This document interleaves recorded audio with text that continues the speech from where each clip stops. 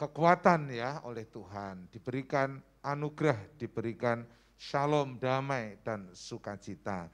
Hari ini saya akan khotbah dengan judul Jalan Keluar Saat Dalam Tekanan. Ya, kami minta maaf dulu ini karena memang tadi secara teknis kami sudah siapkan semua dengan baik, tetapi jaringan dari internet ke komputer tahu-tahu ada sedikit masalah sehingga sekarang kita hanya pakai handphone YouTube ya yang ada di GBI Bethlehem, sehingga mungkin tulisan-tulisan yang di belakang saya seandainya kurang jelas sedikit nggak apa-apa, tapi saya akan bacakan buat saudara dengan baik. Hari ini sekali lagi saya akan khotbah dengan judul Jalan Keluar Saat Dalam Tekanan. Matius pasal 6 ayat 34, Injil Matius pasal 6. Kalau Bapak Ibu ada Alkitab, boleh buka Alkitabnya, ya, ambil Alkitabnya yang di buku, ya, kalau di handphone, kalau handphone saudara pakai tentu nggak bisa ya. Tapi kalau bisa ya puji Tuhan ya. Mari kita buka di dalam Injil Matius pasal 6 ayat 34. Perikopnya ini adalah hal kekhawatiran, hal kecemasan, hal ketakutan. Ya. Matius pasal 6 ayat 34 berbunyi demikian.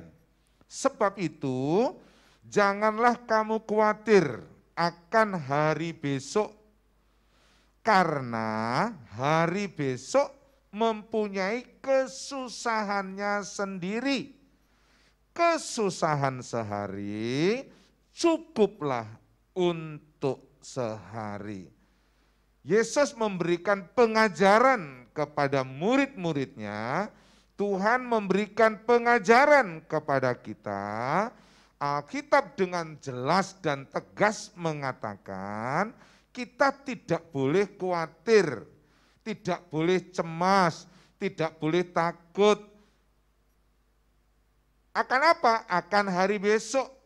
Ternyata Alkitab katakan karena setiap hari rupa-rupanya itu ada kesusahannya, ada persoalannya setiap hari. Jadi rupa-rupanya Tuhan memberikan pengajaran ini kalau kita ikuti dan pahami dengan baik, maka saudara akan jadi orang yang hebat. Saudara akan jadi orang yang luar biasa.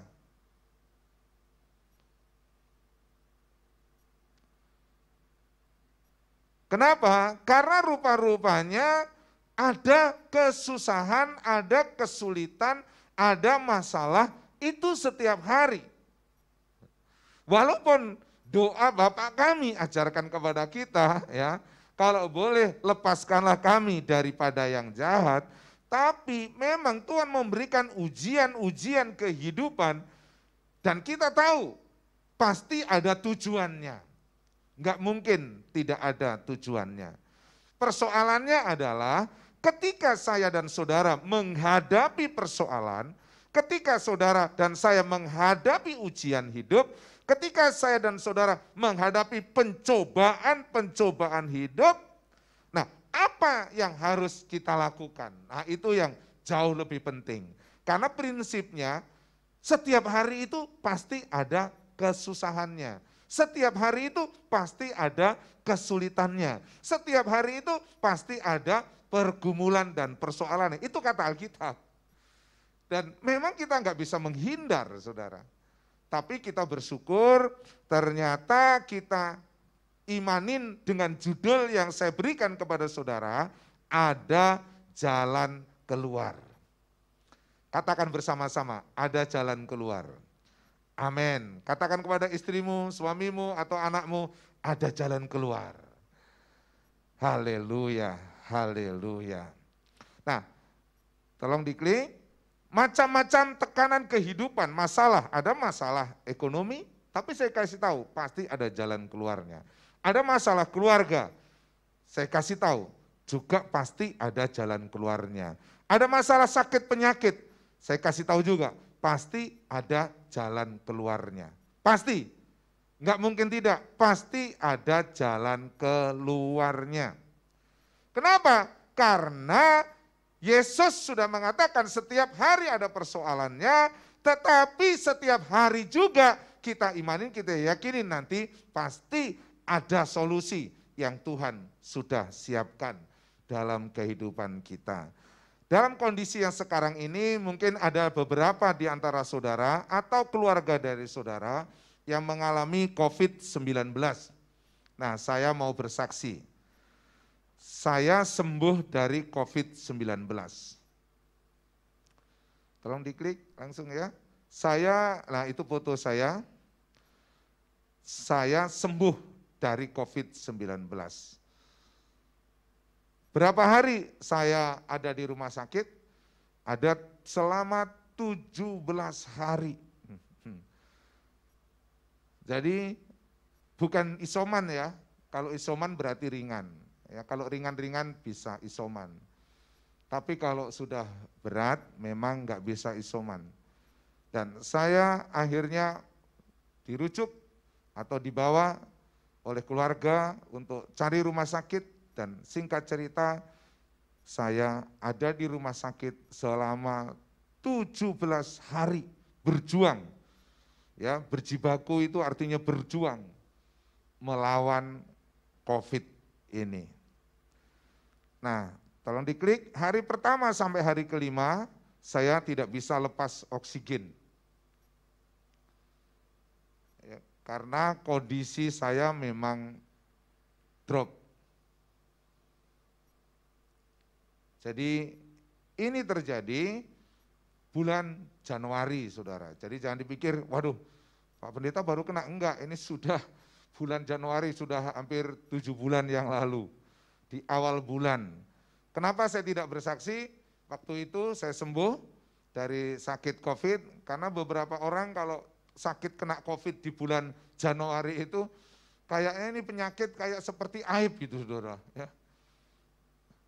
Masih beberapa orang itu takut diketahui. Kalau saya sih enggak takut diketahui, cuma karena enggak ada yang nanya, dan saya memang dikasih tahu dokter, semua medsos, semua apa dihindari, supaya saya bed rest, ada di rumah sakit dengan baik.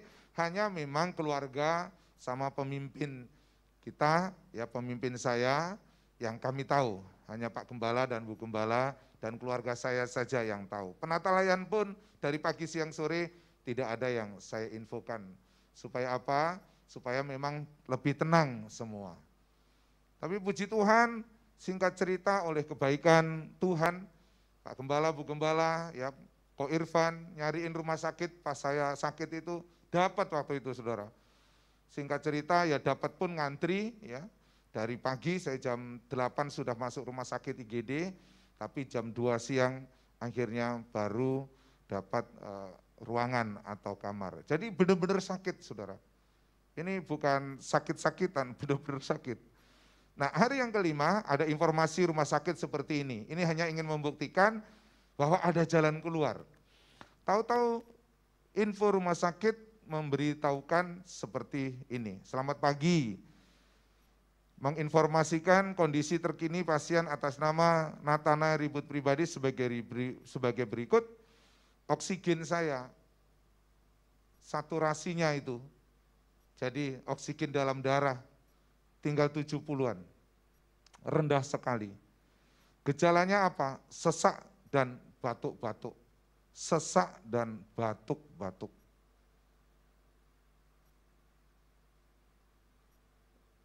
Dan oleh kemurahan Tuhan, saya selalu mau meneteskan air mata. Ya. Sebenarnya hampir lewat, cuma saya nggak mau cerita yang ngeri-ngeri. Sudah nggak bisa nafas. Tapi ruangan semua juga udah penuh, ruangan ICU penuh, ruangan apapun penuh. Tapi puji Tuhan, oleh karena dukungan dari keluarga, dukungan dari para hamba Tuhan, oleh karena kemurahan Tuhan, saya diizinkan masih ada sampai hari ini. Untuk itu saudaraku yang dikasihi Tuhan, Bagaimana saya bisa melewati masa-masa yang sulit itu? Minggu kemarin saya khotbah tentang IMPM ya, iman, medis, pikiran positif, dan makanan. Tapi hari ini saya akan menyampaikan khotbah dari sisi lain yang saya rasakan. Bagaimana saya bisa mengalahkan, ya, bisa melewati dan akhirnya saya bisa sembuh. Ada jalan keluar saat saya dalam tekanan yang begitu berat. Ketika ada di rumah sakit, tidak ada satu orang pun kan boleh kunjungan, tidak ada keluarga yang kunjungan, ya. Tapi puji Tuhannya, seharusnya saya itu hanya 14 hari, karena memang saya dibiayai pemerintah. Terima kasih buat pemerintah ya, saya gratis itu di rumah sakit. Jatah saya 14 hari, tapi kondisi saya masih kurang memungkinkan, maka saya minta untuk ditambah. Sampai akhirnya 17 hari saya ada di rumah sakit. Nah, bagian yang pertama yang saya ingin sharingkan sesuai dengan firman Tuhan, bahwa setiap hari itu ada kesusahannya, setiap hari itu ada kesulitannya. Yang pertama, kalahkan rasa takut. Karena virus ini, kalau masalah saudara adalah penyakit, kalau masalah juga saudara ekonomi, kalau masalah saudara apapun yang menekan hidupmu, sekarang kita harus kalahkan rasa takut itu. Karena rasa takut ini, rasa khawatir ini, rasa cemas ini, rasa gelisah ini, yang justru membuat imun kita turun. Yang membuat kondisi akan menjadi lebih buruk. Nah, bagaimana caranya? Ingatlah ada Allah yang menyertaimu. Jadi untuk menghilangkan rasa takut itu. Ibrani pasal 13 ayat 5, Ibrani pasal 13 ayat 5, bagian B, karena Allah telah berfirman. Ayo kita baca, mulai 1, 2, 3. Karena Allah telah berfirman, aku sekali-kali tidak akan membiarkan engkau, dan aku sekali-kali tidak akan meninggalkan engkau. Mari kita percaya ayat firman ini. Orang takut itu kenapa? Karena merasa sendiri. Orang takut itu kenapa? Karena dia merasa tidak ada yang bisa menolong masalahnya. Kalau orang tahu bahwa dia banyak orang yang mau membantu, banyak orang yang mau menolong, bahkan ada solusi yang dari Tuhan, mungkin rasa takut, rasa cemas, rasa gelisah itu tidak menghantui. Tapi memang faktanya, setiap hari itu kan ada kesulitannya. Setiap hari itu hidup saya dan saudara kan ada masalahnya. Untuk itu dengan firman ini saya kasih tahu kepada kita bahwa Allah sekali-kali tidak akan membiarkan engkau, dan Allah sekali-kali tidak akan meninggalkan engkau. Engkau tidak sendirian. Apakah engkau sedang ada masalah tentang sakit penyakit seperti saya? Apakah engkau sedang ada persoalan keuangan? Sekarang mulai karena masih PPKM, ya, sehingga saudara nggak bisa kerja dan akhirnya keuangannya mulai drop, seperti apa? Atau engkau justru tidak hanya masalah itu, ada masalah juga keluarga? Saya kasih tahu, engkau tidak sendiri. Jangan takut. Engkau tidak sendiri. Ada Allah Immanuel yang menyertaimu. Alkitab berjanji berkata, aku Allah tidak akan membiarkan engkau. Aku Allah, kata Tuhan, sekali-kali tidak akan meninggalkan engkau. Ketika gimana? Semua keluarga nggak bisa kunjungan ke saya, saudara. Seandainya saudara saya kasih tahu pun juga nggak bisa, karena sakit COVID ini nggak bisa dikunjungi. Kalau saya lihat teman-teman saya yang sekamar saya 4 orang, sebagian udah parah, lebih ada yang sama-sama lagi parah-parah, saudara. minta maaf ya, semua itu nggak bisa turun ranjang hampir rata-rata. Semua buang air kecil apa semua pispot ada di ranjang, saudara, nggak bisa turun. Jadi kita mau minta tolong sama siapa? Akhirnya saya hanya berseru sama Tuhan. Tuhan, tolonglah. Aku yakin Engkau Tuhan menyertaiku. Kalau boleh jangan ambil nyawaku kalau boleh. Karena saya merasa ya Tuhan, keluarga saya masih membutuhkan saya. Saya merasa bahwa pelayanan pekerjaan Tuhan, gereja masih membutuhkan saya. Kalau boleh ya Tuhan, jangan ambil saya. Walaupun saya biasa khotbah dari atas mimbar, saudara dengar sendiri toh, saya tidak takut mati. Ya memang sebenarnya saya tidak takut mati, saya kan cuma ngobrol aja. Nah ketika saya bisa ngobrol kayak punya teman dan sahabat yang sejati, ternyata benar, hanya Tuhan. Istri saya nggak bisa dampingin saya di rumah sakit, saudara, walaupun saya sehidup semati dengan dia. Saya menjadi satu daging, tapi nggak bisa. Ya, Pak Gembala, Bu Gembala, semua hamba Tuhan nggak bisa. Saudara juga nggak bisa.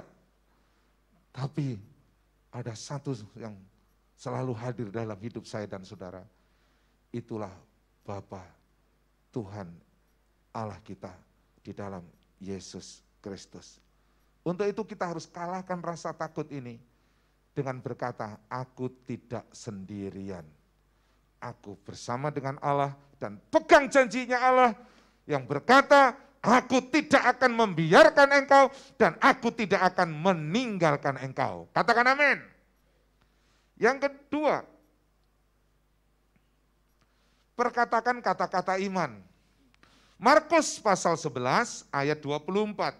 Saya diingatkan ayat ini. Ayat ini memang sudah ayat mendarah daging dalam hidup saya, saudara. Dari saya mulai pelayanan, ya pelayanan penggembalaan dengan teman-teman, dengan saudara ini, melayani saudara hampir 27 tahun ini, memang ini kalau ayat ini memang sudah mendarah daging dalam hidup saya. Saya berharap ini juga mendarah daging dalam hidup saudara. Markus pasal 11 ayat 24, firman Tuhan berkata begini, karena itu aku berkata kepadamu, Tuhan Yesus berkata, apa saja yang kamu minta dan doakan, percayalah bahwa kamu telah menerimanya. Jadi kalau kita berdoa, kita harus percaya, kita sudah menerimanya. Secara fakta, terima enggak? Belum.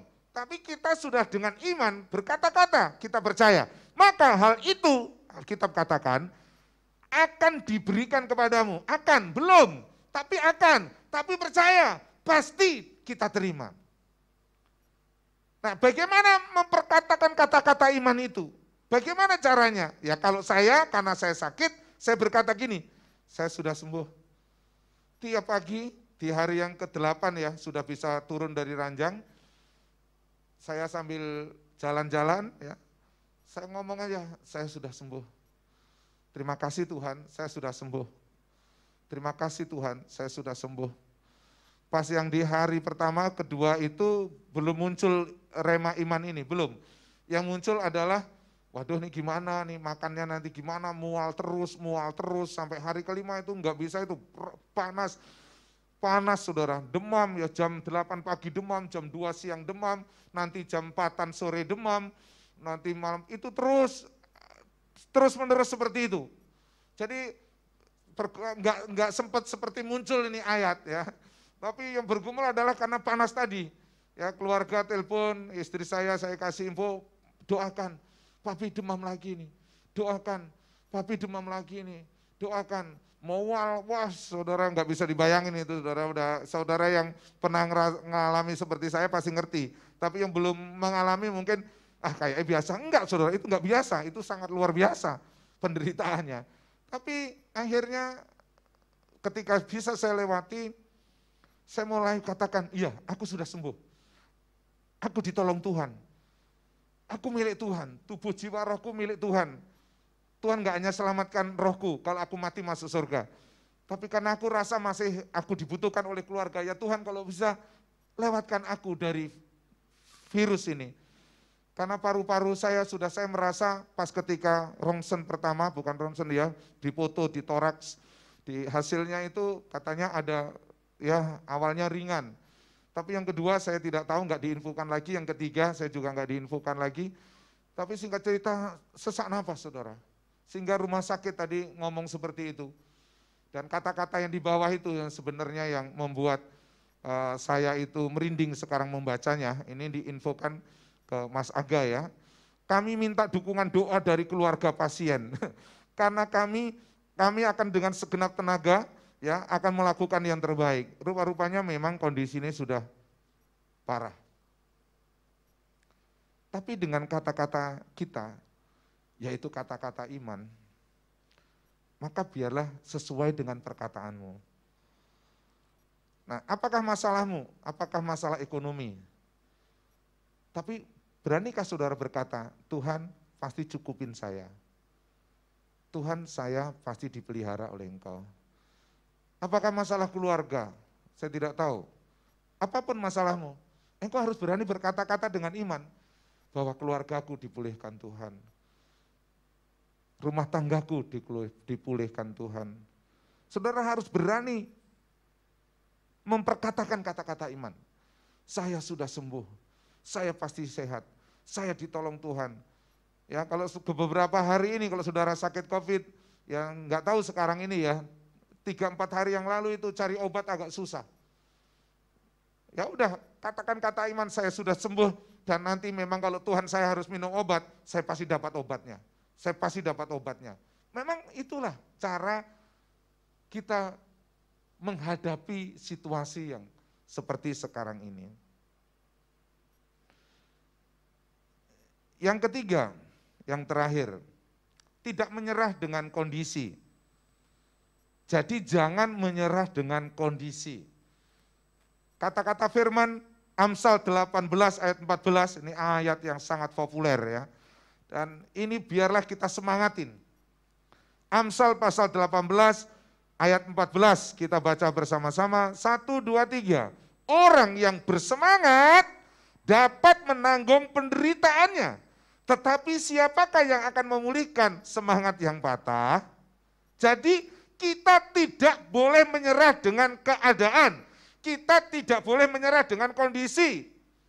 Kondisi pandemi ini bisa merusak sendi-sendi apapun loh dalam hidupmu. Sendi-sendi kesehatanmu, sendi-sendi ekonomimu, sendi-sendi masa depanmu.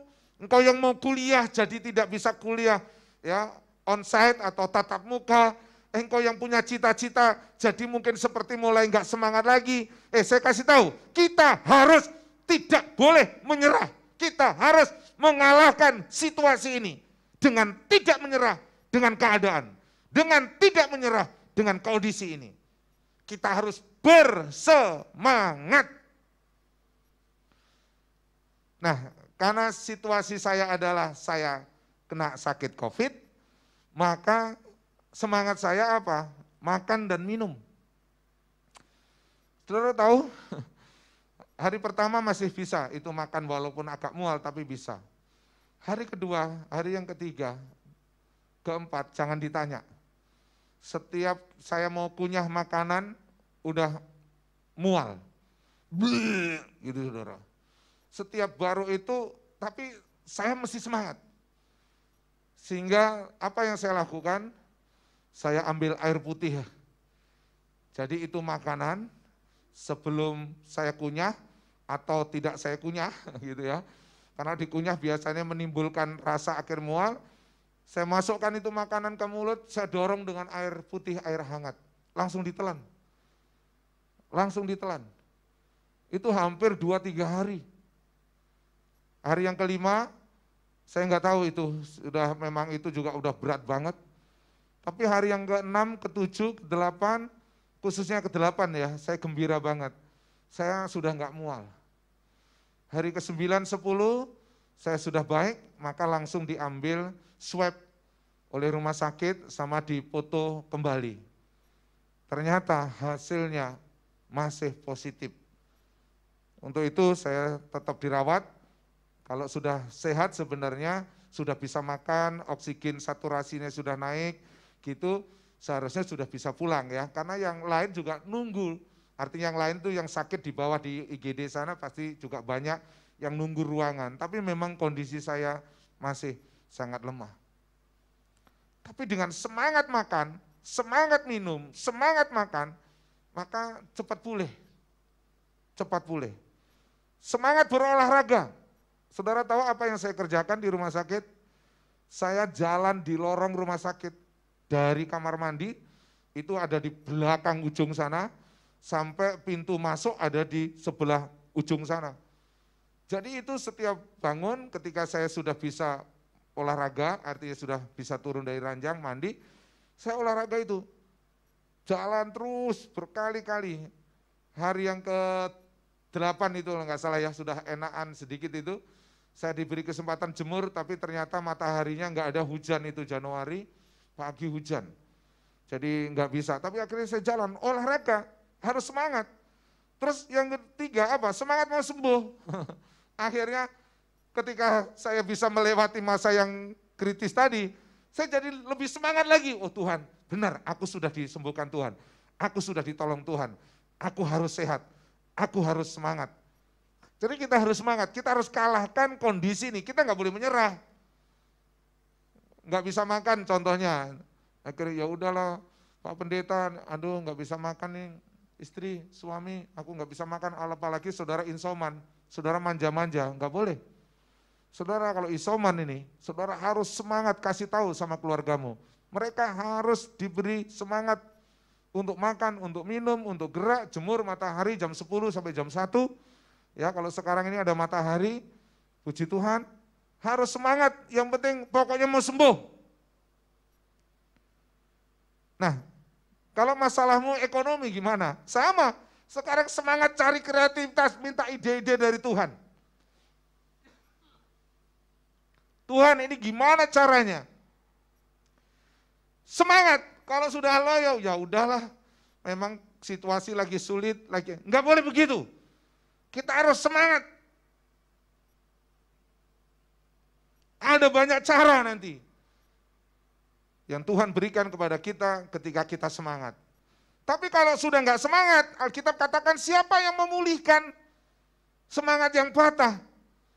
Tanda kutip, apakah Tuhan nggak bisa turun tangan untuk memulihkan? Bisa, tapi Tuhan mau mengajar orang itu yang berlatih untuk semangat. Dia tidak boleh menyerah dengan kondisi dan keadaan.